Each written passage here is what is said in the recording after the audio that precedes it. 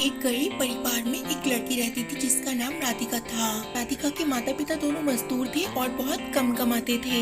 राधिका के पिता को काम के लिए रोजाना बहुत दूर जाना पड़ता था और उसकी माँ घर पर रहकर खेती बाड़ी का काम करती थी। राधिका को बहुत कम उम्र में ही काम करना शुरू करना पड़ा था।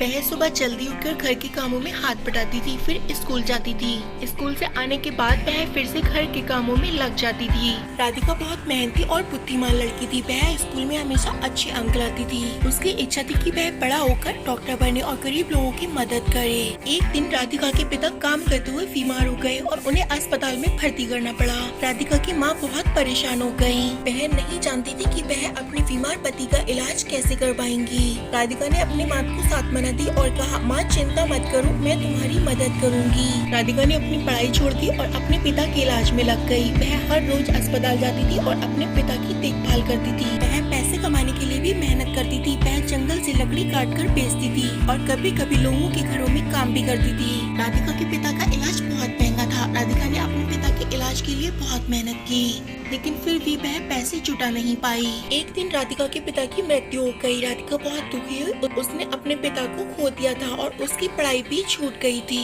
राधिका ने फिर से हिम्मत नहीं हारी। उसने ठान लिया कि वह अपने पिता के सपने को पूरा करेगी। उसने फिर से पढ़ाई शुरू की और डॉक्टर बनने के लिए कड़ी मेहनत की। अंत में राधिका ने अपने मेहनत और लगन के बल पर डॉक्टरी की पढ़ाई पूरी की। राधिका एक डॉक्टर बन गई और गरीब लोगों की मदद करने लगी। उसने अपने पिता के सपने को पूरा किया और गरीब लोगों के लिए एक उम्मीद बन गई। राधिका की कहानी में ये बताती है कि अगर हम मेहनत करें और अपने सपनों को पूरा करने के लिए दृढ़ संकल्पित रहें, तो हम कुछ भी हासिल कर सकते हैं। दोस्तों, मैं उम्मीद है कि most powerful motivation story in Hindi का आप पर पॉजिटिव असर पड़ा होगा। ऐसी ही और प्रेरणादायक कहानियाँ सुनने के लिए इस चैनल से जुड़े रहें। इस कहानी को अपने दोस्तों को शेयर, चैनल को सब्सक्राइब जरूर करें।